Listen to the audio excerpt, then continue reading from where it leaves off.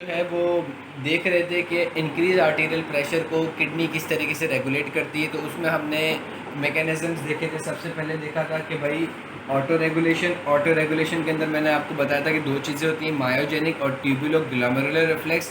Tubulo glomerular reflex को मैंने side पे कर दिया था। उसके बाद हमारे पास जो चीज़ बची थी वो क्या थी, ग्लोमेरुलर ट्यूबुलर रिफ्लेक्स, वो मैंने आपको एक्सप्लेन कर दिया था। अब बारी आती है ट्यूबुलो ग्लोमेरुलर रिफ्लेक्स की। अब बारी किसकी आती है, ट्यूबुलो ग्लोमेरुलर रिफ्लेक्स की। ट्यूबुलो ग्लोमेरुलर रिफ्लेक्स एक ऐसा रिफ्लेक्स है जो कि मीडिएटेड होता है bye juxta glomerular apparatus.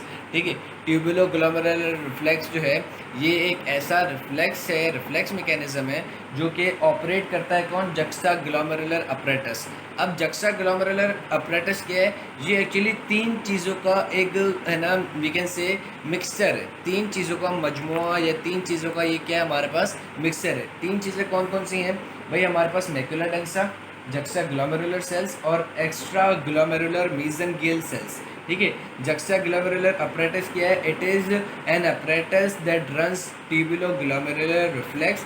Juxta glomerular apparatus क्या है, it is an apparatus that runs the tubulo glomerular reflex. अब जक्स्टा ग्लोमेरुलर अपरेटस के अंदर खुद क्या होता है, खुद तीन चीज़ें होती हैं, macula densa, juxta glomerular cells और एक्स्ट्रा ग्लोमेरुलर मेसेनगियल सेल्स। अब मैक्युला डेंसा क्या है, मैक्युला डेंसा इज स्पेशलाइज्ड। तीन दफ़ा मैंने इससे कहा कि ये बड़ा इंपॉर्टेंट स्पेशलाइज्ड एपिथेलियल सेल है जो कि कहाँ लोकेटेड होता है, डीसीटी पे। ठीक है, जो कि कहाँ लोकेटेड होता है, डिस्टल कॉन्वोल्यूटेड टिब्यूल पे। अब ये हमारे पास आर्टीरियल प्रेशर को कैसे रेगुलेट करता है, सवाल हमारा ये था कि ये हमारे पास ट्यूबुलो ग्लोमेरुलर रिफ्लेक्स जो है वो आर्टीरियल प्रेशर को कैसे रेगुलेट करता है। सो फर्स्ट ऑफ ऑल ये सवाल, this question is totally wrong. क्यों? क्योंकि जो ट्यूबुलो ग्लोमेरुलर रिफ्लेक्स जो है is not concern foremost with the regulation of blood pressure. ठीक है, जिस चीज़ मेरी समझो कि tubulo glomerular reflex is not concern foremost with regulation of blood pressure, यानी कि ब्लड प्रेशर को रेगुलेट करने का फोरमोस्ट ये इसका फंक्शन नहीं है। ब्लड प्रेशर रेगुलेट करना इसका एक फंक्शन है but not the foremost function. तो फोरमोस्ट फंक्शन क्या है, it regulates the amount of sodium chloride reaching at distal convoluted tubule.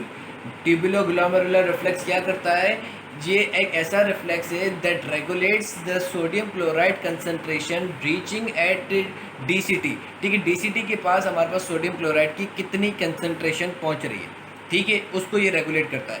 And bye regulating the sodium chloride concentration it regulates the arterial pressure. ठीक है, अब ये क्या करता है, ये सोडियम क्लोराइड की कंसंट्रेशन को रेगुलेट करता है, जिसकी वजह से हमारे पास क्या होता है कि आर्टीरियल प्रेशर को ये रेगुलेट कर सकता है। अब इसको मैं थोड़ा सा कॉन्सेप्ट बनाता हूँ।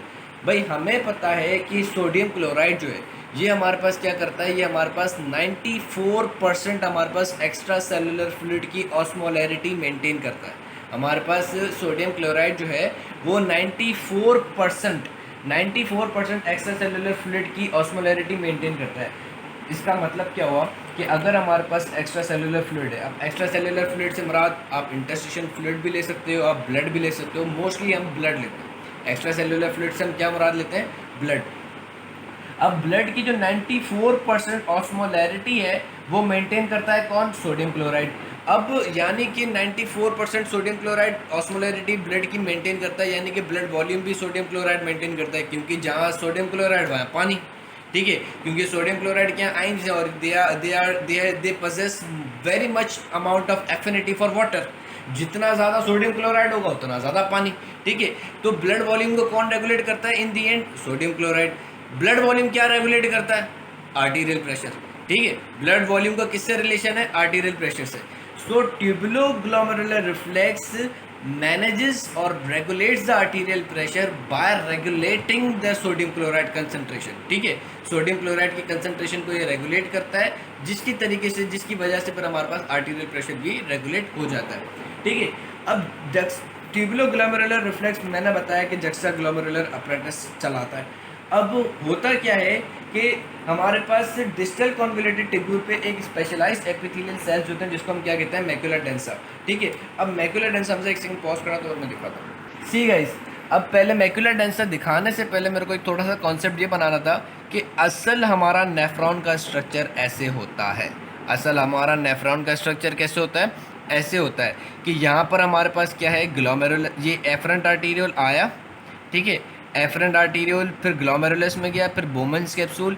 बोमेंस कैप्सूल के हमारे पास we can say Bowman's capsule के राइट साइड पे, अच्छा अगर हम कभी भी चीज़ें देखते हैं तस्वीर में तो हम ये वाला साइड राइट कंसीडर करते हैं, ये वाला साइड लेफ्ट कंसीडर करते हैं।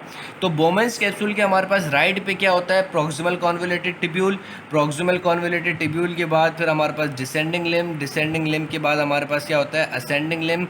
असेंडिंग लिम्ब के बाद हमारे पास distal convoluted tubule. Distal convoluted tubule के बाद cortical collecting duct. Cortical collecting duct के बाद मेडुलरी कलेक्टिंग डक्ट। ठीक, अब डीसीटी और पीसीटी, ठीक है, प्रॉक्सिमल कॉन्वोल्यूटेड टिब्यूल और डिस्टल कॉन्वोल्यूटेड टिब्यूल्स, इन दोनों के दरमियान में हमारे पास एफरेंट आर्टीरियल आ रहा है और इफरेंट आर्टीरियल एलिमिनेट हो रहा है। अब इफरेंट आर्टीरियल्स की कुछ ब्रांचेस जो है वो डिस्टल कॉन्वोल्यूटेड को भी कवर अप करेंगी, जिसको हम कहते हैं पेरिट्यूबुलर कैपिलरीज, और कुछ ब्रांचेस इसी की, किसकी, इफरेंट आर्टीरियल की, वो प्रॉक्सिमल कॉन्वोल्यूटेड टिब्यूल को भी कवर अप करेंगी, उसको भी हम क्या कहते हैं? Peritubular capillaries. और कुछ ब्रांचेस जो हैं जो कि स्ट्रेट वेजल, वेजा रेक्टा, ठीक है, vasa means vessels, recta means straight, straight vessels जो कि हमारे पास रन करेंगी on the parallel aspect of ना लूप ऑफ हैनल, उनको हम कहते हैं वेजा रेक्टा।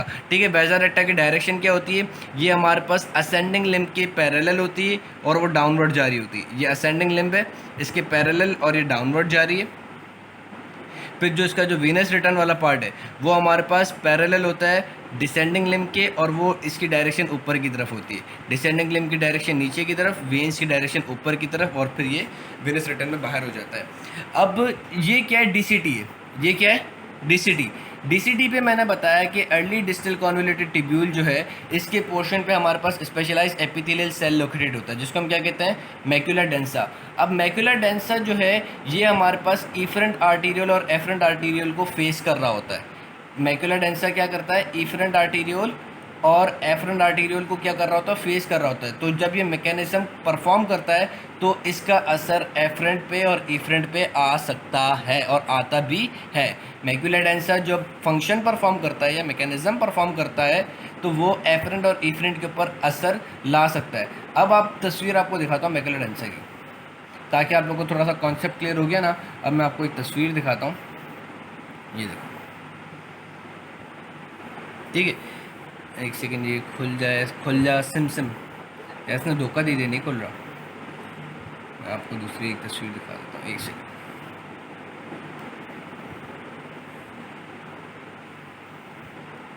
तुम खुल गया, ठीक है। अब ये हमारे पास क्या है? डिस्टल कॉन्वोल्यूटेड टिब्यूल, ठीक है। अब ये असल में आपको तस्वीर इतनी आसानी से समझ में नहीं आएगी, ये तस्वीर हमारी ग्रेस समझाती है सबसे अच्छी। समझा यहाँ पर? सॉरी गाइटन, ग्रेस बोल रहा हूँ यार, बेइज्जती हो जाएगी ग्रेस की, ठीक है। अब ये देखो, ये हमारे पास क्या है? ये हमारे पास है इफरेंट, ठीक है, ये हमारे पास क्या है? इफरेंट। ये हमारे पास क्या है? एफरेंट, ठीक है। इन दोनों के बीच में मैंने आपको बताया कि भाई है ना, डीसीटी का एक पार्ट सामने लोकेटेड होगा। इस तस्वीर को समझने से पहले एक नज़र वापस इस तरफ घुमा लो,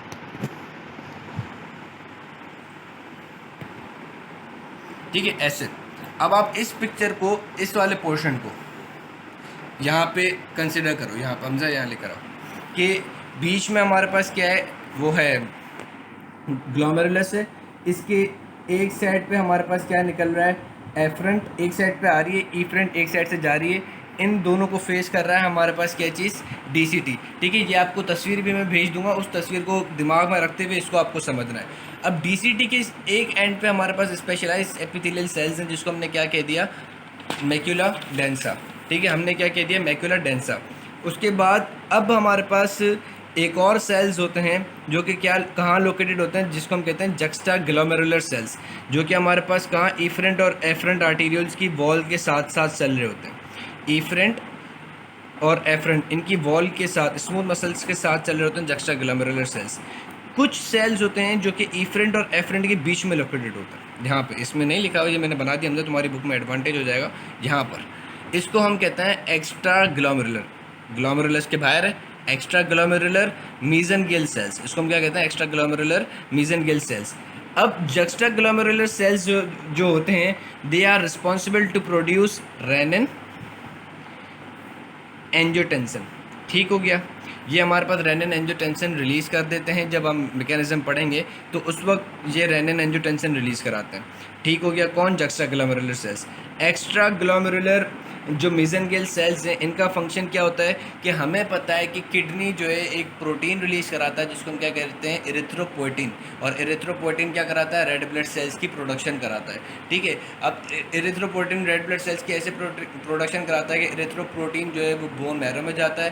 बोन मैरो में जाके फिर हमारे पास स्टिमुलेट करता है, बोन मैरो सेल्स को बोलता है कि तुम बना रेड ब्लड सेल्स की ज़्यादा से ज़्यादा फॉर्मेशन कराओ। तो हाइपोक्सिक कंडीशन में इरिथ्रोपोइटिन जो रिलीज़ होता है वो हमारे पास किडनी से रिलीज़ होता है, डिफरेंट एरिया से रिलीज़ होता है। और one of the area is extra glomerular mesangial cells. और ये क्या करता है? ये रेनिन भी प्रोड्यूस कर सकता है, जिसकी वजह से ये एफरेंट और इफरेंट को कंस्ट्रेट कर सकता है।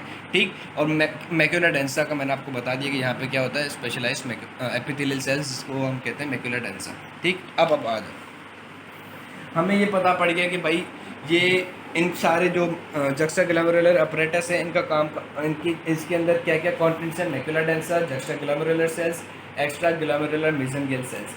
और मैंने ये भी बता दिया कि मैक्यूला डेंसा क्या करता है। ठीक, ओ सॉरी, मैक्यूला डेंसा का काम मैंने नहीं बताया, मैक्यूला डेंसा का काम नहीं बताया मैंने। जक्स्टा ग्लोमेरुलर सेल्स का काम बता दिया कि ये एफरेंट और इफरेंट आर्टीरियल्स को कंस्ट्रक्ट कर सकते हैं। कैसे कंस्ट्रक्ट कर सकते हैं? जक्स्टा ग्लोमेरुलर सेल्स कैसे एफरेंट और इफरेंट को कंस्ट्रक्ट कर सकते हैं? By releasing angiotensin. ठीक है, और by initiating renin angiotensin system. ठीक है, ये जक्स्टा ग्लोमेरुलर सेल्स कैसे है ना वेजो कंस्ट्रक्शन करा सकते हैं एफरेंट और इफरेंट की? बाय इनिशिएटिंग या bye starting rennin angiotensin system. ये लोग रिलीज़ कराएंगे रेनिन, रेनिन कन्वर्ट होगा एंजियोटेंसिन 1 के अंदर, एंजियोटेंसिन 1 जो होता है वो कन्वर्ट हो जाता है एंजियोटेंसिन 2 के अंदर। अब मसला ये आता है कि एंजियोटेंसिन 2 जो है वो कंस्ट्रक्ट कर तो सकता है एफरेंट को, इफरेंट को तो डेफिनेटली प्रेफरेंस जो कहते हैं ना कि भाई किसको एंजियोटेंसिन 2 किसको प्रेफरेंस देगा, कंस्ट्रक्ट करता है किसको प्रेफरेंस देगा? तो ये हमारे पास उसको इफरेंट को वो प्रेफरेंस देता है। इफरेंट आर्टीरियल जो है it is the preference point of angiotensin 2। ठीक है, अब ये एफरेंट को क्यों नहीं प्रेफरेंस दे रहा? तो एफरेंट को इस वजह से प्रेफरेंस नहीं दे रहा कि मेरे भाई हमें पता है कि अगर हमने एफरेंट को कंस्ट्रक्ट करा दिया, ठीक है, अगर हमने एफरेंट को कंस्ट्रक्ट करा दिया तो हमारे पास अल्ट्रा फिल्ट्रेशन नहीं होगी। अल्ट्रा फिल्ट्रेशन नहीं होगी तो हमारे पास जो टॉक्सिक सब्सटेंसेस हैं, जो कि हमारे पास कौन कौन से हैं, केराटिन, यूरिया, जिनके लिए हमारे पास हाई अल्ट्रा फिल्ट्रेशन रिक्वायर होती है, वो हमारे पास नहीं होगी, तो फिर वो बॉडी से एलिमिनेट नहीं होंगे। तो किडनी इनको निकालना चाहती है, टॉक्सिक सब्सटेंसेस से बचाना चाहती है बॉडी को। तो इस वजह से किडनी क्या करती है, एंजियोटेंसिन को बोलती है बेटा बड़े तो हो गए हो लेकिन अभी इतने बड़े नहीं हो कि तुम हमें भी कंस्ट्रक्ट कर दोगे। तो वो उसके एंजियोटेंसिन 2 के इफेक्ट को सप्रेस करने के लिए अपने अंदर से वेजोडायलेटर्स निकालती है, ब्रेडिकाइनिन। ठीक है, इसके बाद ये निकाल देती है नाइट्रिक ऑक्साइड। ठीक, तो ये ऐसे सब्सटेंसेस निकालता है एफरेंट आर्टीरियल्स वाले एंड पे कि हमारे पास ये वेजो डायलेटेड रहे। ठीक हो गया, अब हमें ये फंक्शन देखना है कि ये ट्यूबुलोग्लोमेरुलर रिफ्लेक्स फंक्शन कैसे करता है। ठीक है, अब ये फंक्शन ऐसे करता है कि ये देखता है कि हमारे पास है ना जो मैक्यूला डेंसा जो है ये देखता है, डिटरमाइन करता है कि हमारे पास ग्लोमेरुलर फिल्ट्रेट के ऊपर सॉरी मैक्यूला डेंसा जो कि डीसीटी पे लोकेटेड होता है, अर्ली डीसीटी पे, ये डिटेक्ट करता है कि ये जो हमारे पास ग्लोमेरुलर फिल्ट्रेट बन रहा है, ग्लोमेरुलर फिल्ट्रेट जो बन रहा है इसके अंदर सोडियम क्लोराइड की कंसनट्रेशन कितनी है। तो पहला सवाल, ये बड़ा इंपॉर्टेंट, बहुत इंपॉर्टेंट टॉपिक है, इसके ऊपर मैं एक 30 मिनट का लेक्चर गलत बना के छोड़ चुका हूँ, एक मिस्टेक की वजह से वो मेरे से गलत हो गया था। ठीक है, और एक और दो लेक्चर सॉरी हमारे वो हमने 30 मिनट्स के थे वो चले गए थे बस एक मिस्टेक की वजह से। और इंसान है, खैर मिस्टेक्स होती रहती हैं, और मेरे टैलेंटेड स्टूडेंट ने ये गलती पकड़ी थी। ठीक है, और उसने मेरे से क्वेश्चंस पूछे थे तो मुझे वो गलती समझ में आ गई थी, और वो क्वेश्चंस मैंने सारे लिखे भी हैं, उसको भी एक्सप्लेन करेंगे। ठीक है, तो इसके ऊपर आप लोग फोकस करना कि डीसीटी के ऊपर हमारे पास सोडियम क्लोराइड की कंसंट्रेशन को कौन मेजर करता है, मैक्यूला डेंसा। मैक्यूला डेंसा क्या करता है कि पहले देखेगा कि सोडियम क्लोराइड की कंसंट्रेशन कितनी आ रही है। तो पहला सवाल क्या हुआ, सोडियम क्लोराइड की कंसंट्रेशन हमें समझनी पड़ेगी कि इससे मुराद क्या है, कि सोडियम क्लोराइड की कंसंट्रेशन से मुराद क्या है। अब देखो, सोडियम क्लोराइड इन ECF क्या हो उसमें, ठीक है, sodium chloride in glomerular filtrate, ठीक है। अगर हमारे पास जब एफरेंट आर्टीरियल पे ब्लड आता है तो उससे क्या हो जाती है, ग्लोमेरुलस में जाता है, ग्लोमेरुलस में अल्ट्रा फिल्ट्रेशन हो जाती है, अल्ट्रा फिल्ट्रेशन के बाद हमारे पास सारे का सारा सोडियम क्लोराइड किसके अंदर आ गया, सारा का सारा सोडियम क्लोराइड आ गया ग्लोमेरुलर फिल्ट्रेट में।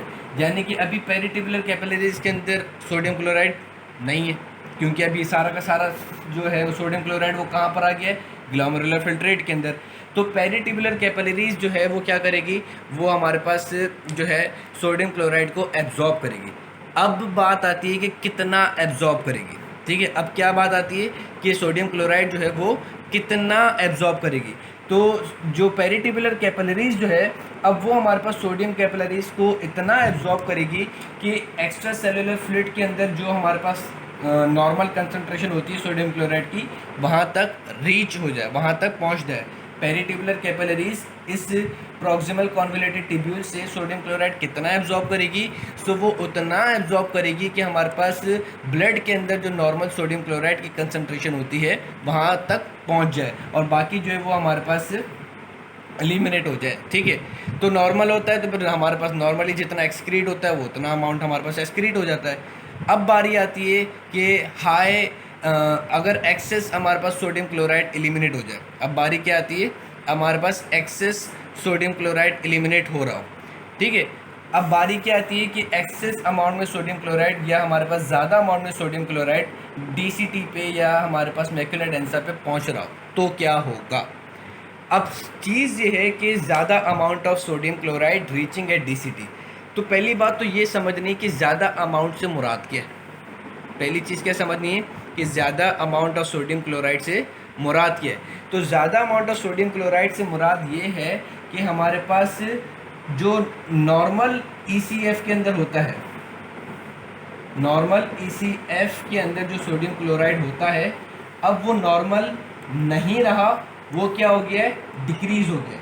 अगर हमारे पास ज़्यादा सोडियम क्लोराइड इधर पहुंच रहा है तो इसका मतलब ये है कि हमारे पास रीएब्जॉर्प्शन कम हो रही है। अगर हमारे पास ज़्यादा सोडियम क्लोराइड मैक्यूला डेंसा पे पहुंच रहा है तो इसका मतलब क्या है कि इसका मतलब ये है कि रीएब्जॉर्प्शन कम हो रही है, और नॉर्मल ईसीएफ के अंदर जो सोडियम क्लोराइड होता है अब वो नॉर्मल नहीं रहा, वो अब हमारे पास क्या हो गया है, कम हो गया है। तो जब नॉर्मल हमारे पास सोडियम क्लोराइड पेरिटिबुलर कैपिलरीज में नहीं रहा, हमारे पास ईसीएफ के अंदर सोडियम क्लोराइड कम हो गया, तो मैंने क्या बताया था कि सोडियम क्लोराइड कम हुआ, इट मीन्स कि हमारे पास पेरिटिबुलर कैपिलरीज के अंदर ब्लड वॉल्यूम भी कम हो जाएगा, ठीक है, ब्लड वॉल्यूम कम हो जाएगा। तो अगर यही कम ब्लड वॉल्यूम वाला ब्लड मैंने दोबारा घुमा के ऊपर भेज दिया तो हमारे पास क्या हो जाएगा कि है ना, low blood pressure, low blood volume वाला ब्लड हार्ट की तरफ जाएगा, तो हमारे पास बॉडी के अंदर ब्लड प्रेशर क्या हो जाएगा, लो हो जाएगा। तो और मैक्यूलर डेंसा क्या करेगा, मैक्यूलर डेंसा ये देखेगा कि यार ये जो मेरे पास इसमें सोडियम क्लोराइड इस ग्लोमेरुलर फिल्ट्रेट से आया है ये तो एक्सेस है, यानी कि जितना normal amount of normal excretion में आता है वो उससे ज़्यादा है, और इसका मतलब ये है कि हमारे पास पेरिटिबुलर कैपिलरीज के अंदर नॉर्मल जो है वो सोडियम क्लोराइड नहीं है, वहाँ पर कमी हो गई है। तो ये अब मैक्यूलर डेंसा क्या करेगा, अब मैक्यूलर डेंसा को ये करना है कि एक तो है ना सोडियम क्लोराइड को भी रेगुलेट करना है, दूसरा क्या करना है, ब्लड प्रेशर भी बढ़ाना है, क्योंकि ब्लड प्रेशर तो कम हो गया ना। ब्लड प्रेशर कम कैसे हुआ, पेरिटिबुलर कैपिलरीज में सोडियम क्लोराइड रीअब्जॉर्ब नहीं हुआ या कम रीअब्जॉर्ब हुआ, जिसकी वजह से ब्लड वॉल्यूम कम हो गया, बॉडी के अंदर ब्लड प्रेशर कम हो गया। तो अब मैक्यूलर डेंसा को क्या करना है, एक तो जो ज़्यादा अमाउंट ऑफ सोडियम क्लोराइड आ रहा है उसको कम कर भी करना है और ब्लड प्रेशर भी बढ़ाना है। तो मैक्यूलर डेंसा क्या करता है, पहला इफेक्ट एफरेंट आर्टीरियुलर डायलेशन, पहला इफेक्ट क्या कराएगा, एफरेंट आर्टीरियुलर डायलेशन। इससे क्या होगा कि हमारे पास ग्लोमेरुलर फिल्ट्रेशन रेट क्या हो जाएगा, इंक्रीज हो जाएगा। So for a time being हमारे पास क्या होगा कि पेरिटिबुलर कैपिलरीज में और आर्टीरियल प्रेशर कम होगा, फॉर अ टाइम बिंग और आर्टीरियल प्रेशर कम होगा। लेकिन इस अल्ट्रा फिल्ट्रेशन से हुआ क्या, ज़्यादा या excessive amount of ultra filtration से क्या हुआ कि हमारे पास ज़्यादा अमाउंट ऑफ चीज़ें जो है वो ग्लोमेरुलर फिल्ट्रेट में आ गई। तो फिर अब हमारे पास जब ज़्यादा अमाउंट ऑफ चीज़ें हमारे पास ग्लोमेरुलर फिल्ट्रेट में आ गई तो अब हमारे पास क्या होगा कि दो चीज़ें ऑपरेट हो जाएंगी। एक तो जो मैक्यूलर डेंसा अब ऑपरेट करवाएगा दूसरी जो कि हमने ये वाला रिफ्लेक्स देखा था, ग्लोमेरुलर ट्यूबुलर रिफ्लेक्स, कि जितनी ज़्यादा अल्ट्रा फिल्ट्रेशन होगी उतनी ज़्यादा रीएब्जॉर्प्शन होगी। तो अब क्या होगा कि पेरिट्यूबुलर कैपिलरीज के अंदर रीएब्जॉर्प्शन हो जाएगी। पहले क्यों नहीं हुई थी? पहले भाई कोई सा भी फैक्टर हो सकता है, कोई इनहिबिटर वाइट इनहिबिटर आ गया जिसने क्या किया कि सोडियम क्लोराइड की रीएब्जॉर्प्शन नहीं होनी दी, या कोई ऐसे ड्रग्स आ गए जिसने कॉम्पिटिटिवली इनहिबिट कर दिया, या कुछ भी ऐसी वजूहत हो गई जिससे हमारे पास नॉर्मल सोडियम क्लोराइड जो रीएब्जॉर्ब होना चाहिए थी वो नहीं हुई। लेकिन अब हमें करवानी है उनकी रीएब्जॉर्प्शन, क्योंकि अब हमारा ब्लड वॉल्यूम भी डिक्रीज़ हो गया है और हमें सोडियम क्लोराइड को ज़्यादा रीएब्जॉर्ब कराना है। तो अब दो तरीके से रीएब्जॉर्प्शन होगी, एक जो कि मैक्युलर डेंसा करवाएगा, दूसरी जो कि ग्लोमेरुलर ट्यूबुलर रिफ्लेक्स ऑपरेट हुआ। ग्लोमेरुलर ट्यूबुलर रिफ्लेक्स क्या कराएगा? वो ज़्यादा रीएब्जॉर्प्शन कराएगा। ज़्यादा रीएब्जॉर्प्शन क्यों कराएगा? कि अल्ट्रा फिल्ट्रेशन ज़्यादा हुई है और हमारे पास क्या हुआ कि पेरिट्यूबुलर कैपिलरीज के अंदर और ब्लड प्रेशर कम हो गया, तो प्लाज्मा कोलॉइड ऑस्मोटिक प्रेशर और बढ़ जाएगा और रीएब्जॉर्प्शन होगी। ठीक, अब इसको मज़ीद रीएब्जॉर्प्शन करवानी है, क्योंकि मैक्युलर डेंसर ने बोला अब तूने अपना काम कर लिया, मैं ना करूँ, तो ये तो मुनाफिकत हुई ना। स्टार्ट काम मैंने किया, ख़त्म भी मैं करूँगा। तो ख़त्म करने के लिए क्या करेगा कि मैक्युलर डेंसा जो है, मैक्युलर डेंसा क्या करेगा कि जक्स्टा ग्लोमेरुलर सेल्स को बोलेगा कि तुम अब अपने अंदर से रेनिन एंजियोटेंसिन सिस्टम स्टार्ट कर दो। मैक्युलर डेंसा किसको बोलेगा? जक्स्टा ग्लोमेरुलर सेल्स को बोलेगा कि तुम अपने अंदर से रेनिन एंजियोटेंसिन सिस्टम को ऑपरेट कर दो। वो क्या करेंगे? वो इफरेंट आर्टीरियल को कंस्ट्रक्ट करेंगे, एफरेंट को नहीं। एफरेंट बोलेगा तू कुछ भी कर ले, मैं होऊंगा ही नहीं, तेरे में इतना तप्पड़ ही नहीं कि तुम मुझे है ना कंस्ट्रक्ट करा सके। मेरे बाप बेटे हैं भी, वो जो नाइट्रिक ऑक्साइड और ब्रेडिकाइनिन और वो मेरे को वेदर डायलेट कर देंगे, तुम मुझे कुछ भी नहीं कर सकता। सो गाइस, वो मोबाइल की बैटरी डेड हो गई थी, तो हम लोग डिस्कस कर रहे थे कि अगर हमारे पास है ना ये सोडियम क्लोराइड जो है वो अगर हमारे पास एक्सेस अमाउंट में मैक्युलर डेंसा पे आ रहा है, तो उससे मुराद क्या है? उससे मुराद ये है कि हमारे पास पेरिटिकुलर कैपिलरीज के अंदर जो है समहाउ कोई भी रीज़न की वजह से रीएब्जॉर्ब नहीं हुआ। ठीक है, रीएब्जॉर्ब जो है वो नॉर्मल रीएब्जॉर्ब जो होना चाहिए था इधर ग्लोमेरुलर फिल्ट्रेट से, वो नहीं हुआ। नॉर्मल आर्टीरियल प्रेशर था एफरेंट पे, उसने अल्ट्रा फिल्ट्रेशन की, तो अब उसको रीएब्जॉर्ब होना चाहिए था। अगर फॉर सपोज वो नहीं हुआ, ठीक है, वो नहीं हुआ, क्यों नहीं हुआ भाई? कोई अगर हमने इनहिबिटर्स दे दिए थे सोडियम क्लोराइड के, या हमने रीएब्जॉर्प्टिव कैपेबिलिटी जो थी उसकी परमेबिलिटी जो थी उसमें कोई प्रॉब्लम हो गई, या हमारे पास जो है वो है ना फ्लो रेट इतना तेज़ था जिसकी वजह से रीएब्जॉर्प्शन नहीं हुई, या कोई सा भी ऐसा रीज़न जिसकी वजह से रीएब्जॉर्प्शन जो है वो हमारे पास डिक्रीज़ हो गई, तो ज़्यादा अमाउंट ऑफ है ना ग्लोमेरुलर फिल्ट्रेट जो है वो वहाँ पे पहुँचेगा मैक्युलर डेंसा पे। तो मैक्युलर डेंसा देखेगा कि सोडियम क्लोराइड की जो अब मेरे पास कंसनट्रेशन आई है वो नॉर्मली जो एक्सक्रीट करने के लिए आती थी उससे ज़्यादा आई है। ठीक है, अब उससे ज़्यादा आई है, यानी कि पेरिट्यूबुलर कैपिलरीज के अंदर जो नॉर्मल अमाउंट के अंदर रीएब्जॉर्ब होना चाहिए था वो रीएब्जॉर्ब नहीं हुआ है। ठीक है, तो अब इससे होगा क्या कि नॉर्मल अमाउंट में जो हमारे पास रीएब्जॉर्ब होना चाहिए था वो रीएब्जॉर्ब नहीं हुआ। मैंने आपको ये चीज़ बताई थी कि ये हमारे पास ब्लड प्रेशर को भी रेगुलेट करता है। तो अब जो है हमें मैक्युलर डेंसा के दोनों फंक्शन को देखना है कि वो सोडियम क्लोराइड को भी कैसे रेगुलेट करता है और ब्लड प्रेशर को भी कैसे रेगुलेट करता है। अब जब सोडियम क्लोराइड हमारे पास पेरिटिकुलर कैपिलरीज में रीएब्जॉर्ब नहीं हुआ, तो इसका मतलब ये है कि जो ब्लड वो इधर इस ग्लोमेरुलर फिल्ट्रेट के अंदर जो वाटर जो होता है वो भी रीएब्जॉर्ब नहीं होगा। जब वाटर रीएब्जॉर्ब नहीं होगा तो हमारे पास ब्लड वॉल्यूम जो है पेरिटिकुलर कैपिलरीज के अंदर वो क्या हो जाएगा? वो कम हो जाएगा। वो कम हो जाएगा, इट मीन्स कि जो आर्टीरियल प्रेशर होगा वो कम हो जाएगा। सो लो ब्लड प्रेशर वाला ब्लड जो है वो विनस रिटर्न में जाएगा, फिर हार्ट जो है वो लो ब्लड प्रेशर वाला ब्लड को पंप करेगा, तो हमारे पास क्या हो जाएगा? आर्टीरियल प्रेशर डिक्रीज हो जाएगा, यानी कि बॉडी के अंदर जो है ब्लड प्रेशर डिक्रीज हो गया।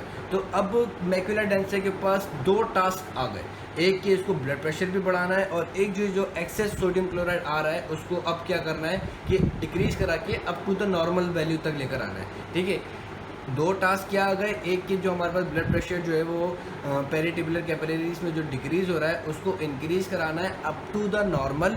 दूसरा, सोडियम क्लोराइड जो एक्सेस अमाउंट में आ रहा है उसको डिक्रीज़ कराना है अप टू द नॉर्मल, यानी कि इसको लेकर आना है, जो इसकी एस्क्रीटिंग वैल्यू जो है वो अप टू द नॉर्मल तक लेकर आना है। अभी एस्क्रीट ज़्यादा अमाउंट में हो रहा है तो उसको लेकर आना है जो इसकी नॉर्मल एस्क्रीटिंग वैल्यू है वहाँ तक। ठीक है, अब वो कैसे लेकर आएगा कि जक्स्टा ग्लोमेरुलर सेल्स जो है वो क्या बोले, मैक्युलर डेंसा जो है वो जक्स्टा ग्लोमेरुलर सेल्स को बोलेगा चलो भाई अपना काम शुरू करो। वो क्या कराएगा? वो इफरेंट और एफरेंट आर्टीरियल को कंस्ट्रिक्ट करने के लिए रेनिन एंजियोटेंसिन सिस्टम को ऑपरेट करा देगा। रेनिन कन्वर्ट होगा एंजियोटेंसिन 1 के अंदर, एंजियोटेंसिन 1 कन्वर्ट हो जाएगा एंजियोटेंसिन 2 के अंदर।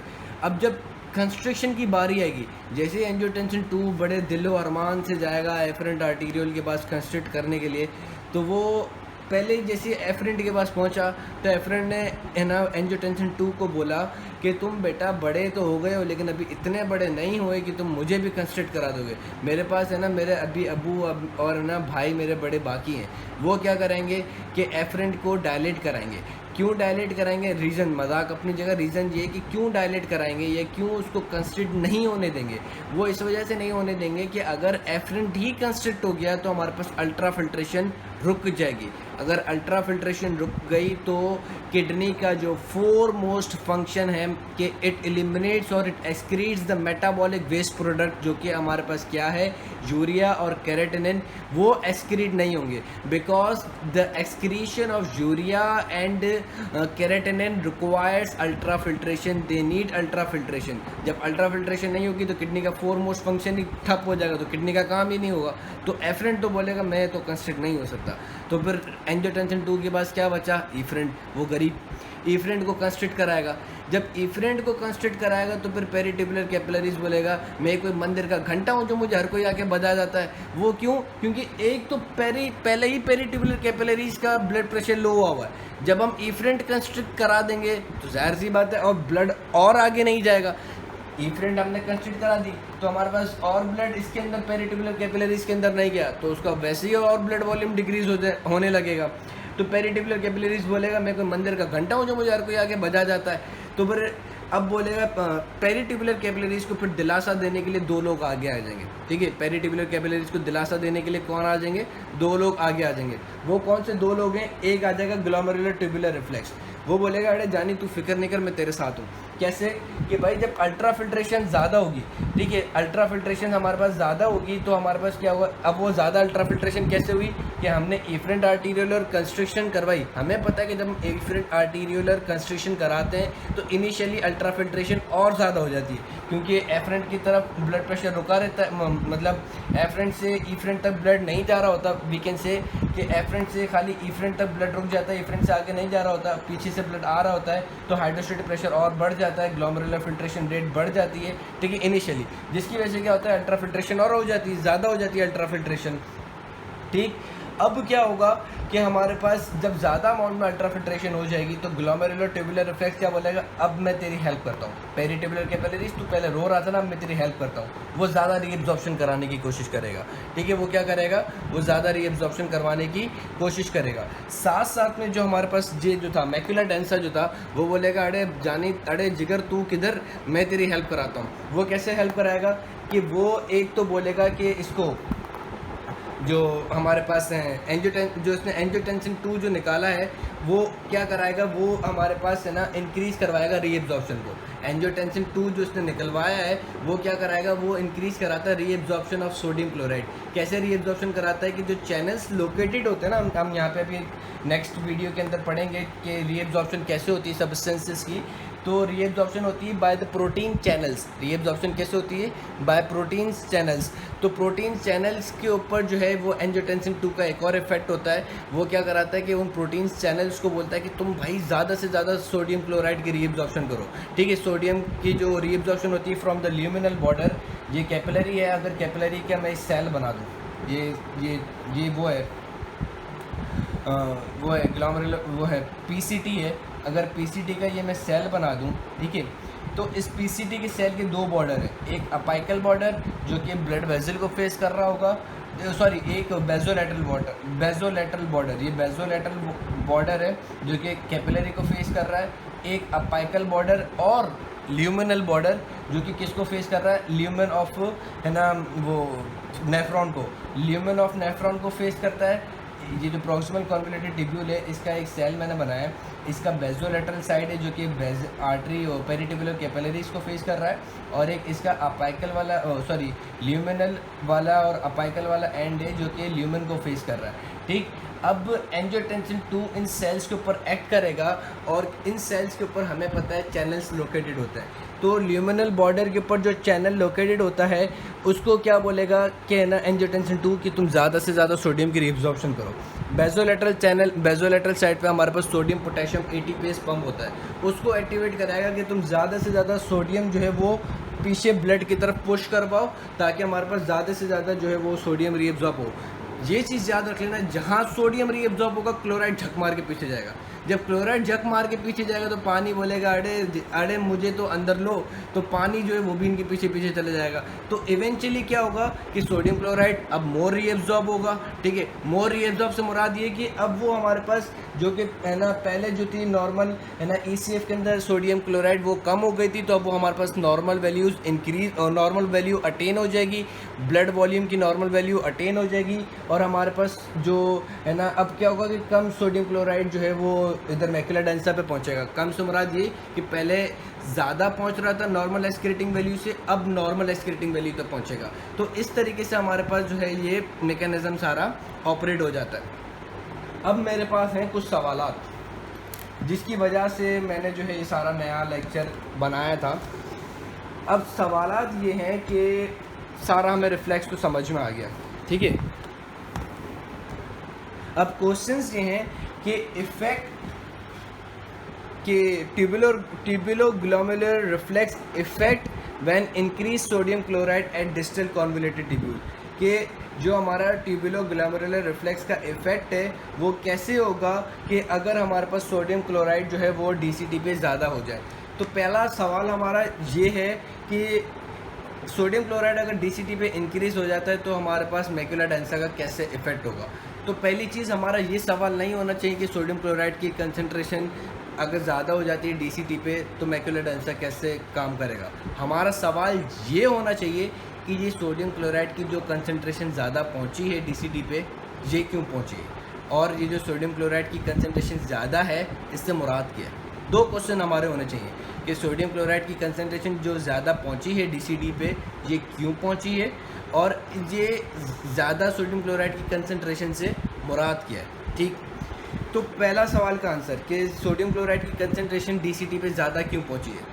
अब अगर हमारे पास इससे मुराद ये है कि भाई ज़्यादा पहुंचने से मुराद ये है कि या तो हमारे पास आर्टीरियल ब्लड प्रेशर ज़्यादा है जिसकी वजह से अल्ट्रा फिल्ट्रेशन ज़्यादा हो रही है, ठीक है। अल्ट्रा फिल्ट्रेशन ज़्यादा हो रही है, और फिर जो मैंने जैसे ग्लोमेरुलर ट्यूबुलर रिफ्लेक्स के अंदर बात बताई थी कि अगर हमारे पास आर्टीरियल ब्लड प्रेशर यहाँ पे बहुत ज़्यादा है, ठीक है, बहुत ज़्यादा है, अल्ट्रा फिल्ट्रेशन हो रही है। सपोज करो अगर यहाँ पे हमारे पास वही हाइपोथेटिक वैल्यूज़ हैं, अभी दोबारा ये बात बता रहा हूँ, हाइपोथेटिकल वैल्यूज़ हैं, ठीक है। मैं यहाँ पर आपको वापस बता रहा हूँ ये क्या है, हाइपोथेटिक वैल्यू। अगर 140 मिलीमीटर मरकरी जो है ये हमारे पास ब्लड प्रेशर है एट एफरेंट आर्टीरियल, ठीक है। सपोज हाइपोथेटिक वैल्यू यहाँ पे इतनी नहीं होती, बाद में मुझे ब्लेम नहीं करना कि सर आपने इतनी ज़्यादा वैल्यूज़ बता दी, इतनी नहीं होती। सपोज कर लो कि जो नॉर्मल आर्टीरियल वाले एंड पे जो है ना आर्टीरियल नॉर्मल एफरेंट आर्टीरियल वाले एंड पे ब्लड प्रेशर होता है उससे बहुत ज़्यादा है, ठीक है। आप लोग ये भी सपोज कर सकते हो कि नॉर्मल जो blood pressure at efferent arterial होता है उससे अगर हमारे पास ज़्यादा पहुंच रहा है, इसका मतलब यही है कि बॉडी के अंदर इंक्रीज आर्टीरियल प्रेशर बहुत ज़्यादा बढ़ा हुआ है। तो मैं बॉडी का ब्लड प्रेशर लेकर समझाने की कोशिश कर रहा हूँ कि अगर हमारे पास है ना एफरेंट आर्टीरियल पे ब्लड प्रेशर 140 मिलीमीटर मरकरी है, इसका मतलब यही है कि हमारे पास आर्टीरियल प्रेशर बढ़ा हुआ है। आर्टीरियल प्रेशर बढ़ा हुआ है, अल्ट्रा फिल्ट्रेशन क्या होगी, ज़्यादा होगी। आर्टीरियल प्रेशर हमारे पास एफरेंट आर्टीरियल पे बढ़ा हुआ है तो हमारे पास अल्ट्रा फिल्ट्रेशन क्या होगी, ज़्यादा होगी। और क्या होगा कि हमारे पास क्विक रीनल ब्लड फ्लो होगा, क्योंकि आर्टीरियल ब्लड प्रेशर बढ़ा हुआ है, इसका मतलब ये है कि हमारे पास रीनल ब्लड वॉल्यूम भी बढ़ा हुआ है। आर्टीरियल ब्लड प्रेशर बढ़ा हुआ है, इसका मतलब ये है कि ब्लड वॉल्यूम भी बढ़ा हुआ है। रीनल ब्लड वॉल्यूम भी बढ़ा हुआ होगा, रीनल ब्लड वॉल्यूम कोई दूसरी चीज़ थोड़ी है, वही कार्डिक आउटपुट जो आ रहा है, ठीक है। आर्टीरियल ब्लड प्रेशर बढ़ा हुआ है, रीनल आर्टीरियल ब्लड प्रेशर बढ़ा हुआ है, रीनल ब्लड वॉल्यूम बढ़ा हुआ है। तो अगर हमारे पास इस अल्ट्रा फिल्ट्रेशन से थोड़ा बहुत डिक्रीज भी हो गया, लेकिन हमारे पास पेरिट्यूबुलर कैपिलरीज पे कितना हो जाएगा, 130 मिलीमीटर मरकरी, ये अब भी ज़्यादा है as compare to plasma colloid osmotic pressure जो यहाँ पर होना चाहिए था। हमें पता है पेरिट्यूबुलर कैपिलरीज पे प्लाज्मा कॉलॉइड ऑस्मोटिक प्रेशर ज़्यादा होता है, लेकिन अभी यहाँ पे ज़्यादा क्या है, हाइड्रोस्टैटिक प्रेशर ज़्यादा है। तो अब ये हमारे पास रीएब्जॉर्प्शन नहीं कर सकता, क्योंकि हाइड्रोस्टैटिक प्रेशर क्या कराएगा, चीज़ को बाहर निकालने की करेगा। हमें यहाँ पे पेरिट्यूबुलर कैपिलरीज पे रीएब्जॉर्प्शन चाहिए, रीएब्जॉर्प्शन होगी नहीं, रीएब्जॉर्प्शन हमारे पास नहीं होगी। हमें पता है पेरिटिबुलर कैपिलरीज पे क्या होता है कि रीएब्जॉर्प्शन होती है, लेकिन चूंकि अभी ब्लड प्रेशर बहुत ज़्यादा है तो वो हमारे पास क्या होगा, हाइड्रोस्टेटिक प्रेशर इसका ज़्यादा हो जाएगा।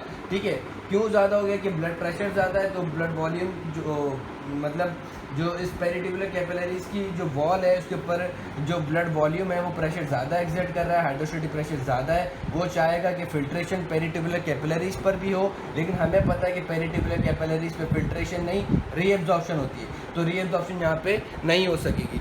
तो क्या होगा कि हमारे पास ज़्यादा amount of sodium chloride macular densa पे पहुंच जाएगा।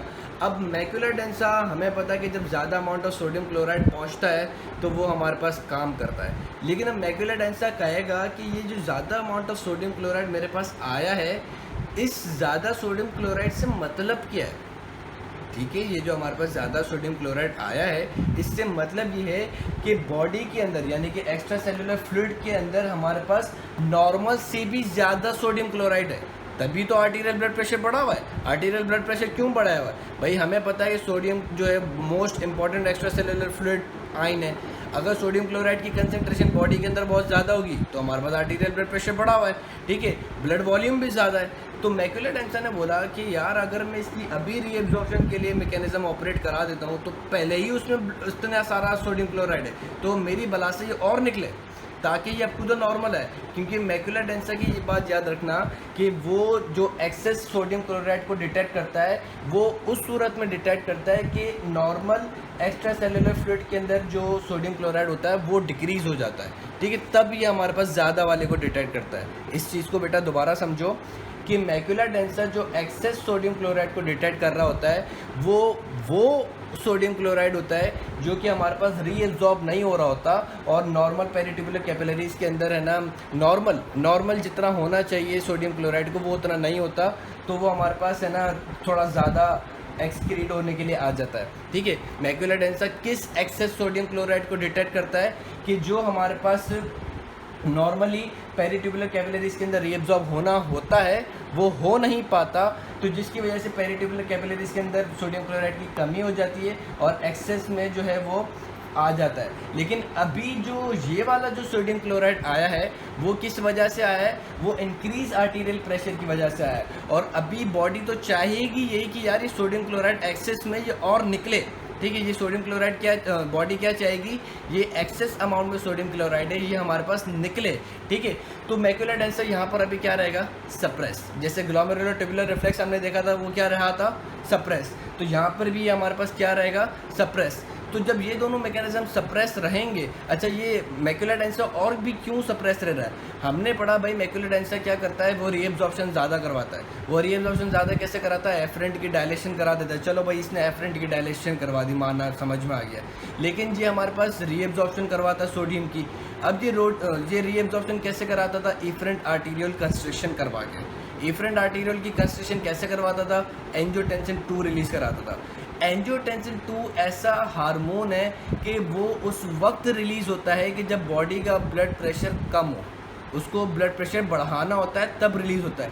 अब यहाँ पे तो पहले ही ब्लड प्रेशर बढ़ा हुआ है तो वो रिलीज़ ही नहीं होगा, तो वो हमारे पास क्या होगा, एंजियोटेंसिन 2 रिलीज़ ही नहीं होगा। तो इस वजह से हमारे पास जहाँ पे इस कंडीशन में जब आर्टीरियल प्रेशर बहुत ज़्यादा बढ़ा हुआ है तो इस कंडीशन में मैक्युलर डेंसा क्या हो जाएगा, शट हो जाएगा या सप्रेस हो जाएगा। तो अब कैसे ब्लड प्रेशर को नॉर्मल लेकर आया जाए, उसको कैसे कम कराया जाए, उसके लिए हमने जो तीसरा मैकेनिज्म देखा था, प्रेशर नाइट्रोयूरेसिस। प्रेशर नाइट्रोयूरेसिस क्या है, ऐसा मैकेनिज्म जिसमें हमारे पास सारे जो दूसरे मैकेनिज्म्स होते हैं उस टाइम पे शट हो जाते हैं, और ये खुद क्या करता है, ये हमारे पास एक्सेस अमाउंट जो सोडियम क्लोराइड का है ना ECF के अंदर होता है उसको ज़्यादा से ज़्यादा एक्सक्रीट कराता है, एक्सेस अमाउंट ऑफ वाटर को एलिमिनेट कराता है। ये एक्सेस क्या है, ये वो हाई अमाउंट है जो कि नॉर्मल से ज़्यादा आ गया था ब्लड के अंदर। ठीक है, वो ये सोडियम क्लोराइड और वाटर एक्सेस वाला ये वो एक्सेस जब वो अमाउंट है जो कि नॉर्मल से भी ज़्यादा है। जो मैं ये जिक्र कर रहा हूँ एक्सेस का, ये वो एक्सेस है जो कि हमारे पास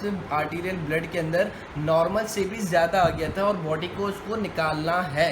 ये कौन सा वाला है, ये वो एक्सेस है जो कि ज़्यादा आ गया था और इसको निकालना है। ज़्यादा क्यों आ गया था भाई, तूने ज़्यादा पानी पी लिया, ज़्यादा नमक खा लिया, तो बॉडी के अंदर इंजेक्शन ज़्यादा हो, इसको निकालना लाजमी है। ठीक है, तो इसको हम रीएब्जॉर्ब नहीं करवाएंगे, इसको हमें ज़्यादा एक्सक्रीट कराना है। तो ज़्यादा एक्सक्रीट कराने के लिए क्या होगा कि भाई हमने सपोज़ करो मैंने नमक खा लिया बहुत सारा, मैंने बहुत ज़्यादा नमक खा लिया, तो जाहिर सी बात है नमक क्या करेगा इन सेल्स के अंदर से, अभी तो सपोज़ करो ब्लड के अंदर है नमक, एक्स्ट्रा सेलुलर है ना, तो ब्लड के अंदर रहेगा। अब जो हमारे पास सेल्स होंगे टिश्यू वगैरह के, उसमें से सारा पानी इसके अंदर आ जाएगा ब्लड वॉल्यूम के अंदर, तो हमारे पास इंट्रा सेलुलर डिहाइड्रेशन तो हो गई, ठीक है, और ब्लड वॉल्यूम क्या हो जाएगा, बढ़ जाएगा, ब्लड प्रेशर बढ़ जाएगा। हाई ब्लड प्रेशर वाला जो है आपका ब्लड वो एफरेंट पे आया, एफरेंट से अल्ट्रा फिल्ट्रेशन हुई, थोड़ा बहुत अल्ट्रा फिल्ट्रेशन से क्या हुआ कि हमारे पास है ना वो कम हो गया, 130 तक पहुंच गया, रीएब्जॉर्प्शन नहीं होगी। उल्टा क्या होगा कि पेरिट्यूबुलर कैपिलरी से उल्टा अल्ट्रा वो होगा फिल्ट्रेशन। अच्छा, बैक लीकिंग, बैक लीकिंग मैंने नहीं बताया था ना। बैक लीकिंग ये होता है कि जब हमारे पास है ना आयंस की रीएब्जॉर्प्शन हो रही हो पीसीटी से, वो इंटेस्टिशन में पहुंच जाए, इंटेस्टिशन में पहुंचने के बाद जब वो कोशिश करेंगे, उनको पता है कि हमें तो ब्लड में जाना है, लेकिन ब्लड में हाइड्रोस्टेटिक प्रेशर इतना बढ़ा हुआ है वो उसको एक्सेप्ट ही नहीं करेगा, वो उल्टा फिल्टर करने की, वो उल्टा कोशिश करेगा कि मैं अपने अंदर से फिल्टर कर दूं, ठीक है। वो पेरिट्यूबुलर कैपिलरीज जो है इसके अंदर हाइड्रोस्टेटिक प्रेशर इतना बढ़ा हुआ है, वो बोलेगा भाई तू 10 रुपये ले और मेरे अंदर से भी पानी ले ले। ये जो ग्लोमेरुलर फिल्ट्रेट जो है ये क्या कर रहा है, ये पानी और सोडियम आइंस वगैरह ब्लड की तरफ भेजने की कोशिश कर रहा था। तो पेरिट्यूबुलर कैपिलरीज ने कहा कि भाई अल्लाह के बंदे, मेरे अंदर खुद के अंदर इतना सोडियम क्लोराइड और इतना पानी भरा हुआ है, 10 रुपये ज़्यादा लेके तू मेरे अंदर से भी ले ले। वो कोशिश करेगा उसकी फिल्ट्रेशन की, और पीसीटी क्या करेगा, वो कोशिश करेगा कि यार रीएब्जॉर्प्शन हो जाए। तो अब होगा क्या कि इंटरस्टिशियल फ्लूइड के अंदर हमारे पास इंटरस्टिशियल फ्लूइड हाइड्रोस्टेटिक प्रेशर बढ़ जाएगा। इंटरस्टिशियल फ्लूइड के अंदर क्या होगा कि इंटरस्टिशियल फ्लूइड हाइड्रोस्टेटिक प्रेशर बढ़ जाएगा। अब जब इंटरस्टिशियल फ्लूइड के अंदर इंटरस्टिशियल फ्लूइड हाइड्रोस्टेटिक प्रेशर बढ़ जाएगा, तो वो क्या कराएगा, वो वापस सब्सटेंसेस को किसके अंदर भेजेगा, ग्लोमेरुलर फिल्ट्रेट के अंदर। जब इंटरस्टिशियल फ्लूइड के अंदर इंटरस्टिशियल फ्लूइड हाइड्रोस्टेटिक प्रेशर बढ़ जाएगा, तो वो क्या करेगा, सब्सटेंस को वापस बैकवर्ड भेजेगा, जिसको हम कहते हैं बैक लीकिंग, ठीक। तो रीएब्जॉर्प्शन की जगह पेरिट्यूबुलर कैपिलरीज में क्या होने लगेगी, फिल्ट्रेशन भी होने लगेगी, ताकि हमारे पास भाई पानी और निकले, सोडियम क्लोराइड रीएब्जॉर्ब होने के बजाय वो 10 रुपये ज़्यादा देके उसको और वापस भेजेगा, ठीक। तो इन दी एंड हमारे पास यहाँ पे सपोज करो 130 से 128 हद मार के ये हमारे पास यहाँ पे पहुँच गया 120, तो नॉर्मल हमारे पास जो है वो नॉर्मल बीपी वाला ब्लड जो बॉडी के अंदर पहुँचा, तो फिर क्या होगा कि हार्ट अब नॉर्मल ब्लड प्रेशर वाले ब्लड को पंप करेगा। अब जब नॉर्मल ब्लड प्रेशर वाला ब्लड जो है जब वो एफरेंट पे आया, अब बारी आती है सेकंड साइकिल की। किसकी बारी आती है, सेकंड साइकिल की। अब जब नॉर्मल वाला हमारे पास, सपोज करो नॉर्मल से मुराद ये कि ये 125 मिलीमीटर वाला 125 मिलीमीटर मरकरी वाला जो वो है ब्लड एफरेंट पे आया, अब उसने कर दिया अल्ट्रा फिल्ट्रेशन। अल्ट्रा फिल्ट्रेशन की, अब जो हमारे पास पेरिट्यूबुलर कैपिलरीज पे प्रेशर होगा वो हद मार के सपोज करो 90 मिलीमीटर मरकरी हो गया। अब 90 मिलीमीटर मरकरी यानी कि ये नॉर्मल ब्लड प्रेशर से कम है। अब इसके अंदर प्लाज्मा कोलॉइड ऑस्मोटिक प्रेशर क्या है, ज़्यादा है। अब ये बोलेगा कि नहीं, अब मुझे रीएब्जॉर्प्शन करनी है। अब अगर रीएब्जॉर्प्शन नहीं हुई तो इसका मतलब क्या होगा कि हमारे पास वाटर और आइंस रीएब्जॉर्ब नहीं होंगे, तो और नॉर्मल से पहले ही कम है, 120 नॉर्मल है, लेकिन इधर क्या हो गया, 90 हो गया। तो अब जब ये यहाँ पर पहुँचेगा इसकी डीसीटी की पेरिट्यूबुलर कैपिलरीज में, तो और कम हो जाएगा, हद मार के 90 से 80। और ज़्यादा अमाउंट में हमारे पास जो है ये ग्लोमेरुलर फिल्ट्रेट के अंदर वाटर होगा, सोडियम क्लोराइड होगा, और ये जो ज़्यादा सोडियम क्लोराइड अब मैक्यूला डेंसा पे जाएगी, तो मैक्यूला डेंसा बोलेगा कि ये जो अब ज़्यादा सोडियम क्लोराइड है ये खतरे की घंटी है। इसका मतलब ये है कि पेरिट्यूबुलर कैपिलरी में रीएब्जॉर्प्शन नहीं हो रही है। फिर ये क्या करेगा, एफरेंट आर्टीरियल को डायलेट कराएगा, जिसकी वजह से क्या होगा कि पेरिट्यूबुलर कैपिलरी बोलेगा भाई मेरे गुनाह किया गया जो तू मेरे को और मेरा प्रेशर रिड्यूस करा रहा है। तो वो बोलेगा बाबा थोड़ा तरस, अभी तेरा प्रेशर इंक्रीज करते हैं। एफरेंट आर्टीरियल डायलेशन होगी, उससे क्या होगा कि हमारे पास है ना वो ग्लोमेरुलर फिल्ट्रेशन रेट ज़्यादा हो जाएगा, अल्ट्रा फिल्ट्रेशन ज़्यादा होगी। फिर क्या करेगा, macula densa efferent arterial construction कराएगा, उससे भी अल्ट्रा फिल्ट्रेशन ज़्यादा होगी। जितनी ज़्यादा अल्ट्रा फिल्ट्रेशन होगी, फिर एंजियोटेंसिन 2 क्या कराएगा, वो रीएब्जॉर्प्शन में सब कुछ ज़्यादा कराएगा, ताकि रीएब्जॉर्प्शन इतनी ज़्यादा कराएगा कि अगर ये एफरेंट डायलेशन और इफरेंट कंस्ट्रक्शन से ये 90 के बजाय अगर 70 भी हो गया था, तो ये इसको 120 तक रीएब्जॉर्ब करवा लेगा। तो हमारे पास नॉर्मल फिर सोडियम क्लोराइड जो है एक्सक्रीटिंग नॉर्मल जो वैल्यू होती है वो आ जाएगी। तो अब हमारे पास मैंने आपको एक काफ़ी सवाल एक ये सवाल हल कर दिया, effect when increase arterial pressure, हम इस तरफ फोकस कर। Effect when decrease arterial pressure, decrease arterial pressure का भी मैंने बता दिया कि भाई अच्छा डिक्रीज आर्टीरियल प्रेशर का तो मैंने शुरू में बता दिया था कि भाई अगर नॉर्मल था, ठीक है, नॉर्मल से हमारे पास जब फिल्ट्रेशन हुई तो पेरिट्यूबुलर कैपिलरीज पे रीएब्जॉर्प्शन होनी चाहिए। अगर रीएब्जॉर्प्शन नहीं हुई इट मीन्स के ब्लड प्रेशर लो हो रहा है, तो फिर और लो हो गया रीएब्जॉर्प्शन ना होने की वजह से, तो फिर मैकुलर डेंसा क्या कराएगा, इफरेंट कंस्ट्रिक्शन, एफरेंट डायलेशन और रीएब्जॉर्प्शन ज़्यादा करा देगा। ठीक, अब अगर हमारे पास आखिरी जो सवाल रह गया, अच्छा ये भी मैंने बता दिया, effect when decrease sodium chloride at DCT. ठीक है, ऐसा कब इफेक्ट होता है कि जब हमारे पास सोडियम क्लोराइड की कंसनट्रेशन डिक्रीज हो जाए डिस्टल कॉन्वोल्यूटेड टिब्यूल पे। ये हमने चीज़ ही नहीं देखी ना, हम तो इंक्रीज पढ़ते हुए आ रहे थे, ये चीज़ देखनी है। ये कब होगी, जब रीएब्जॉर्प्शन बहुत ज़्यादा हो जाए। ये कब होगी, जब रीएब्जॉर्प्शन बहुत ज़्यादा हो जाए। अब ये रीएब्जॉर्प्शन कब ज़्यादा होगी, जब हमारी डाइट के अंदर इंक्रीज ग्लूकोज और अमाइनो एसिड आएगा।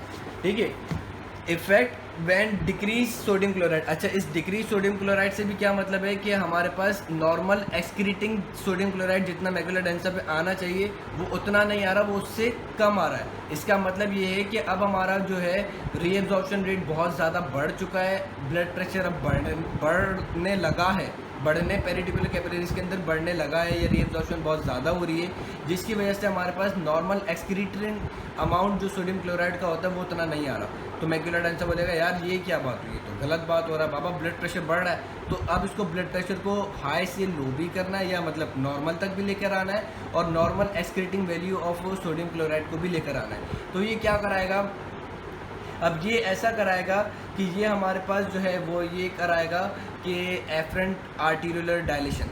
ठीक है, अब इसको क्या करना है कि ब्लड प्रेशर क्या कराना है, एक तो इसको ब्लड प्रेशर डिक्रीज़ कराना है।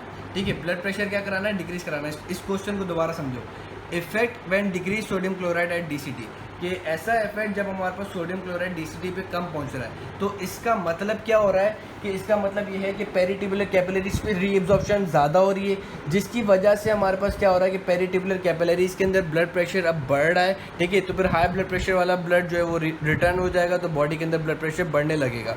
ठीक है, दूसरा इफेक्ट इस इंक्रीज रीएब्जॉर्प्शन से क्या हो रहा है कि हमारे पास जो नॉर्मल एक्सक्रीटिंग वैल्यू होती थी सोडियम क्लोराइड की, जो कि डीसीटी पे पहुंचती थी, वो पहुंच नहीं रही है, वो कम पहुंच रही है।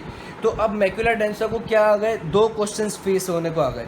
एक कि ब्लड प्रेशर जो बढ़ गया है उसको क्या करवाना है, डिक्रीज करवाना है, और जो सोडियम क्लोराइड कम आ रहा है उसको क्या करवाना है, इंक्रीज़ करवाना है। कम आ रहा है यानी कि नॉर्मल एक्सक्रीटिंग वैल्यू से कम आ रहा है, उसको इंक्रीज़ करवा के up to the normal excreting value तक लेकर आना है। ठीक है, मैकुलर डेंसा पे ये दो सवाल आ गए कि यार ब्लड प्रेशर बढ़ रहा है, वो ब्लड प्रेशर क्यों बढ़ रहा है, कि रीएब्जॉर्प्शन ज़्यादा हो रही है। ठीक है, और क्या हो रहा है, दूसरा मसला इसके साथ क्या हो रहा है कि सोडियम क्लोराइड कम आ रहा है। अब ब्लड प्रेशर बढ़ रहा है यानी कि मैकुलर डेंसा जो है वो एंजियोटेंसिन का काम नहीं करवा सकता, एंजियोटेंसिन निकलेगा ही नहीं। ठीक है, ब्लड प्रेशर बढ़ रहा है पेरिट्यूबुलर कैपिलरीज में, तो वो एंजियोटेंसिन से तो काम नहीं करा सकता, वो कराएगा एफरेंट आर्टीरियल डायलेशन। ठीक है, वो क्या करा देगा, एफरेंट आर्टीरियल डायलेशन, जिससे क्या होगी, ज़्यादा से ज़्यादा हमारे पास अल्ट्रा फिल्ट्रेशन होगी। तो अल्ट्रा फिल्ट्रेशन से क्या होगा कि पेरिट्यूबुलर कैपिलरीज में पहले ही हमारे पास है ना जो है रीएब्जॉर्प्शन ज़्यादा हो चुकी थी, या ब्लड प्रेशर क्या था पेरिट्यूबुलर कैपिलरीज में वो ज़्यादा था। तो अगर अल्ट्रा फिल्ट्रेशन ज़्यादा होगी तो ज़्यादा अमाउंट वाला फ्लो अब रीएब्जॉर्ब नहीं होगा, वो क्या हो जाएगा, वो इसके अंदर वापस बैक हो जाएगा। ये दोबारा बात समझो कि अगर हमारे पास एफरेंट आर्टीरियल डायलेशन, खाली अभी इसने क्या कराई, एफरेंट आर्टीरियल डायलेशन कराई, जिसकी वजह से क्या हो कि ज़्यादा अमाउंट में हमारे पास अल्ट्रा फिल्ट्रेशन आ गया, और पेरिट्यूबुलर कैपिलरी का हाइड्रोस्टैटिक प्रेशर या पेरिट्यूबुलर कैपिलरी का ब्लड प्रेशर अब हमारे पास क्या होने लगेगा, कम होने लगेगा। वो कम होने कैसे लगेगा कि अल्ट्रा फिल्ट्रेशन क्या हो गई, बहुत बहुत बहुत ज़्यादा हो गई, जिसकी वजह से क्या होगा कि हमारे पास जो फिल्ट्रेशन फ्रैक्शन बढ़ गया, प्लाज्मा कोलाइड ऑस्मोटिक प्रेशर बढ़ने लगेगा। तो हमारे पास क्या होगा कि हाइड्रोस्टैटिक प्रेशर जो पहले बढ़ा हुआ था पेरिट्यूबुलर कैपिलरीज में, वो आहिस्ता आहिस्ता क्या होने लगेगा, डिक्रीज होने लगेगा। ठीक है, लेकिन अभी भी रीएब्जॉर्प्शन नहीं होगी। ठीक है, अभी इस पेरिट्यूबुलर कैपिलरीज में रीएब्जॉर्प्शन नहीं होगी जब तक हाइड्रोस्टैटिक प्रेशर इतना डिक्रीज नहीं हो जाता कि वो कोलाइड ऑस्मोटिक प्रेशर से कम हो जाए। तब तक क्या होगा कि सोडियम क्लोराइड हमारे पास ज़्यादा पहुँचने लगेगा। लेकिन अगर फॉर सपोज इस आर्टीरियल डायलेशन से भी हमारे पास जो है वो पेरिट्यूबुलर कैपिलरीज का ब्लड प्रेशर कम नहीं हुआ, तो मैकुलर डेंसा गुस्सा हो जाएगा। मैकुलर डेंसा को क्या आ जाएगा, गुस्सा। मैकुलर डेंसा एफरेंट को ही कंस्टिट्यूट करा देगा, तब फिर बोलेगा देखते हैं तेरे जो भी आने लगे।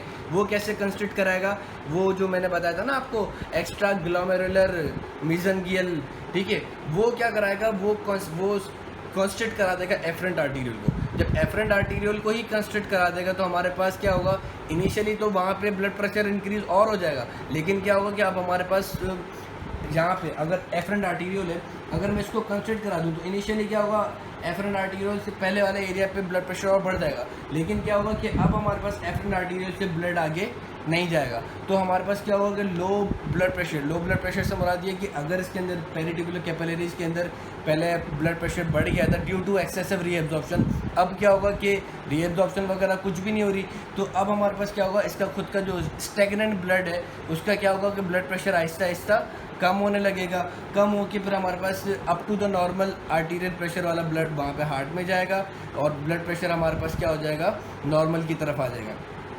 फिर हमारे पास क्या होगा कि क्वेश्चंस को थोड़ा डिस्कस कर रहे थे, तो मैंने बताया था कि effect when decrease sodium chloride at DCT.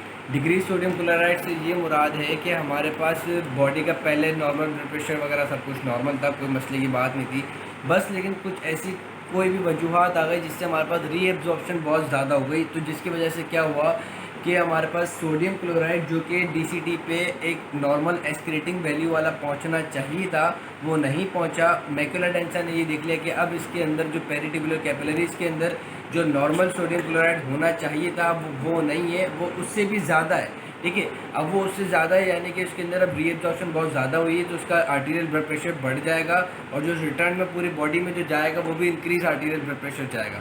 तो वो क्या कराएगा कि वो इस चीज़ से बचाने की कोशिश करेगा कि यार ज़्यादा ब्लड प्रेशर हमारे पास नहीं जाए, ठीक है। अब अगर सपोज करो 1 सेकेंड हो गई, ठीक है, 1 सेकेंड हमारे पास हो गई जिसमें इंक्रीज आर्टीरियल ब्लड प्रेशर वगैरह चले गया, तो उससे होगा क्या कि अब है ना, मैकुलर डेंसा के पास मैंने आपको बताया था कि 2 टास्क आ जाएंगे। एक कि उसको ब्लड प्रेशर को रिड्यूस कराना है up to the normal peritubular capillaries वगैरह में, और पूरी बॉडी में जो इंक्रीज आर्टीरियल ब्लड प्रेशर अब हो गया है उसको डिक्रीज़ कराना है अप टू द नॉर्मल। और दूसरा कि जो सोडियम क्लोराइड इसके पास कम पहुंच रहा है, यानी कि जो इसको एक नॉर्मल एक्सक्रीटिंग अमाउंट में जो पहुंचना चाहिए था वो उतना नहीं पहुंच रहा और कम पहुंच रहा है, तो उसके बाद दूसरा टास्क क्या आ गया कि उसको वो सोडियम क्लोराइड को दोबारा लेकर आना है। तो इसका काम ये हो गया कि इसको ब्लड प्रेशर को अब डिक्रीज़ कराना है और सोडियम क्लोराइड को रीअब्जॉर्प्शन करानी है, ठीक है। यानी कि सोडियम क्लोराइड की इसकी रीअब्जॉर्प्शन नहीं, सोडियम क्लोराइड की इसकी वो करानी है ना, फिल्ट्रेशन ज़्यादा करानी है, ताकि हमारे पास ज़्यादा अमाउंट ऑफ सोडियम क्लोराइड यानी कि जो नॉर्मल एक्सक्रीटिंग वैल्यू है वहाँ तक रीच हो जाए। तो अब ये क्या करेगा, इसके बाद है तो दो रास्ते, या तो इफरेंट कंस्ट्रक्ट कराता है या एफरेंट डायलेट कराता है, ठीक है। अब इफरेंट कंस्ट्रक्ट करा नहीं सकता कि भाई ब्लड प्रेशर ज़्यादा है, सपोज करके जैसे मैंने बताया था कि 140 है, ठीक है, सेकंड साइकिल का मैं बता रहा हूँ 140 है। अब 140 है तो ये क्या कराएगा, ये अब हमारे पास क्या कराएगा कि ये हमारे पास अल्ट्रा फिल्ट्रेशन ज़्यादा कराएगा। कैसे? By dilation, by efferent arteriolar dilation. जितनी ज़्यादा एफरेंट आर्टीरियुलर डायलेशन होगी उतनी ज़्यादा हमारे पास अल्ट्रा फिल्ट्रेशन होगी, जिससे क्या होगा कि पेरिट्यूबुलर कैपिलरीज में जो हाई ब्लड प्रेशर वाला ब्लड था अब वो हमारे पास क्या होगा कि थोड़ा सा उसका ब्लड प्रेशर डिक्रीज होने लगेगा। 140 से फिर फोर सपोज कर लो कि अब हमारे पास 120 हो गया, ठीक है। तो जिसकी वजह से क्या होगा कि अगरचे रीएब्जॉर्प्शन नहीं हो सकी, ठीक है, रीएब्जॉर्प्शन तो उसमें नहीं हो सकी क्योंकि अभी भी उसका hydrostatic pressure as compare to coronary osmotic pressure वो ज़्यादा है, ठीक है। लेकिन क्या होगा कि उसका आर्टीरियल प्रेशर आहिस्ता आहिस्ता कम होकर नॉर्मल पे आने लगेगा क्योंकि रीएब्जॉर्प्शन भी नहीं हो रही। रीएब्जॉर्प्शन नहीं हो रही यानी कि ब्लड वॉल्यूम तो अल्ट्रा फिल्ट्रेशन से लॉस होते जा रहा है, रीएब्जॉर्प्शन हो नहीं रही, तो अब हमारे पास ब्लड वॉल्यूम ज़्यादा से डिक्रीज़ होकर अप टू द नॉर्मल आता रहेगा। दूसरा, इस अल्ट्रा फिल्ट्रेशन से क्या इफेक्ट हुआ कि जो ज़्यादा सोडियम क्लोराइड जो कि पहले ब्लड के अंदर मौजूद था अब वो क्या होगा कि वो एलिमिनेट होके up to the normal value, up to the normal excreting value तक आ जाएगा। क्योंकि पहले up to the normal value तक नहीं था, पहले रीअब्जॉर्प्शन ज़्यादा थी, अब रीअब्जॉर्प्शन करवा ही नहीं रहे, जिसकी वजह से क्या हो रहा है कि अब जो सोडियम क्लोराइड आएगा वो क्या कराएगा कि up to the normal value, जो नॉर्मल एक्सक्रीटिंग वैल्यू है वहाँ तक आ जाएगा, ठीक। तो इसने इस तरीके से रेगुलेट किया। सवाल ये है कि ये जो सोडियम क्लोराइड की रीएब्जॉर्प्शन ज़्यादा हुई थी वो किस माइके लाल की वजह की, किस माइके लाल ने करवाई थी, ये क्या ऐसी वजूहत थी जिसकी वजह से ये सोडियम क्लोराइड जो है वो बहुत ज़्यादा रीएब्जॉर्ब हो रहा है। अब हमारा सवाल से सवाल आप लोग बनाया करें, सवाल बनाया करें, ठीक है। तो अब हमें ये देखना है कि सोडियम क्लोराइड की जो रीएब्जॉर्प्शन हुई थी वो क्यों रीएब्जॉर्प्शन ज़्यादा हुई थी। वो इस वजह से हुई थी कि यार मैंने है ना, असल में मैं वहाँ पे गया हुआ था बर्गर लैब के ऊपर बुलीवुड मॉल पे, वहाँ पे मैंने बर्गर ठोस लिए थे। अब बर्गर में क्या होता है, चिकन, चिकन में क्या होता है, प्रोटीन्स। अब प्रोटीन्स मैंने ज़्यादा खा लिए, तो प्रोटीन्स की क्या होगी, अल्ट्रा फिल्ट्रेशन ज़्यादा हो जाएगी। अल्ट्रा फिल्ट्रेशन ज़्यादा हो जाएगी, पीसीटी में जो है वो रीएब्जॉर्प्शन भी ज़्यादा होगी। जितनी ज़्यादा अल्ट्रा फिल्ट्रेशन होगी उतनी ज़्यादा रीएब्जॉर्प्शन होगी। ज़्यादा रीएब्जॉर्प्शन होगी तो याद रखना प्रोटीन्स की जो रीएब्जॉर्प्शन होती है, हाँ, प्रोटीन्स से मुराद क्या, अमाइनो एसिड्स, ठीक है, क्योंकि प्रोटीन्स तो फिल्टर होते ही नहीं है। अमाइनो एसिड की जो रीएब्जॉर्प्शन होती है वो होती है थ्रू को ट्रांसपोर्ट। वो किसके थ्रू होती है, थ्रू को ट्रांसपोर्ट विद सोडियम, यानी कि जैसे सोडियम रीएब्जॉर्ब हो रहा होता है ना, वैसे ये अमाइनो एसिड भी रीएब्जॉर्ब होता है। उसी के साथ, उसी एक ही प्रोटीन के साथ दोनों अटैच होते हैं और फिर रीएब्जॉर्ब होता है। अब अमाइनो एसिड यहाँ पे अल्ट्रा फिल्ट्रेशन में ज़्यादा आ गया, body can not lose that, तो उसको रीएब्जॉर्ब कराना है। रीएब्जॉर्ब कराने के लिए तो सोडियम क्लोराइड भी रीएब्जॉर्ब हो जाता है। तो इस तरीके से वो जो इंक्रीज रीएब्जॉर्प्शन था वो इस वजह से हो गया, ठीक है। अच्छा, इसके अंदर क्या हुआ कि हमारे पास ज़्यादा सोडियम क्लोराइड रीएब्जॉर्प्शन हो गई है, ज़्यादा ब्लड प्रेशर अब बढ़ने लगेगा, तो एंजियोटेंसिन का इफेक्ट यहाँ पे ये नहीं कराएगा, एफरेंट कंस्ट्रिक्शन नहीं कराएगा, लेकिन क्या कराएगा कि ये हमारे पास है ना एफरेंट डायलेशन करा देगा, ताकि हमारे पास अल्ट्रा फिल्ट्रेशन ज़्यादा हो जाए। ज़्यादा हो जाए तो फिर हमारे पास क्या हो कि अब उसका ब्लड प्रेशर भी थोड़ा अप टू द नॉर्मल आ जाए और सारी बातें आ जाएंगी। लेकिन अगर ये हमारे पास ढीठपन पे आ जाए कि हमारे पास है ना अल्ट्रा फिल्ट्रेशन के बावजूद भी पेरिटिकुलर कैपिलरीज का इतना ब्लड प्रेशर रिड्यूस नहीं हो रहा कि हमारे पास ये अप टू द नॉर्मल आए, यानी कि blood pressure up to the normal आने लगे, ठीक है, तो अब हमारे पास क्या होगा कि मैकुला डेंसा को गुस्सा आ जाएगा। मैकुला डेंसा को क्या हो जाएगा, गुस्सा आ जाएगा। वो एफरेंट आर्टीरियोल की कंस्ट्रक्शन करवा देगा, ठीक है, by the help of extra glomerulo जो भी है वो उसके थ्रू जो है वो, या कोई सा भी ऐसा मैकेनिज्म के थ्रू वो क्या करा देगा कि वो एफरेंट आर्टीरियोल की कंस्ट्रक्शन करा देगा। किताबें अभी भी ये कहती हैं, इंटरनेट पर मैंने सर्च किया था तो एक्स्ट्रा जो ग्लोमेरुलर मेसेंकियल सेल्स था उसमें लिखा था कि वो एफरेंट आर्टीरियल कंस्ट्रक्शन कराता है, मैकेनिज्म स्टिल अननोन। तो अब मैं भी कुछ नहीं कह सकता, जब उसको नहीं पता मैकेनिज्म तो मुझे क्या पता होगा, ठीक है। बहरहाल वो क्या कराता है, वो मैकेनिज्म होगा, वो एफरेंट आर्टीरियल की क्या करा देगा, कंस्ट्रक्शन करा देगा। तो फॉर अ टाइम बिंग क्या हो जाएगा, यहाँ पे एफरेंट आर्टीरियल से ब्लड प्रेशर इंक्रीज हो जाएगा। लेकिन फिर क्या होगा कि जब ब्लड इसके अंदर आएगा ही नहीं एफरेंट आर्टीरियल के अंदर और पूरे सिस्टम के अंदर, तो हमारे पास क्या होगा कि जो इंक्रीज ब्लड के अंदर मौजूद था वो हमारे पास क्या होगा, उसका प्रेशर डिक्रीज होने लगेगा अप टू द नॉर्मल, और फिर नॉर्मल सर्कुलेशन हमारी सर्कुलेट हो जाएगी। और फिर जब नॉर्मल ब्लड प्रेशर अब हमारे पास एफरेंट पे आएगा तो वो खुल जाएगी, और फिर जो है वो नॉर्मल अल्ट्रा फिल्ट्रेशन होगी, नॉर्मल रीएब्जॉर्प्शन होगी, नॉर्मल एस्किरेशन होगी। So this was all about the very important topic of renal physiology. बाकी के जो लेक्चर्स हैं कि नर्वस और हार्मोनल इफेक्ट, नर्वस और हार्मोनल इफेक्ट जो है वो कैसे हमारे पास ग्लोमेरुलो ट्यूबुलर रिफ्लेक्स के ऊपर एप्लीकेबल होता है, इंशाल्लाह उसको हम नेक्स्ट लेक्चर्स के अंदर देखेंगे, और कल तक इंशाल्लाह रेनल फिजियोलॉजी कंप्लीट करेंगे।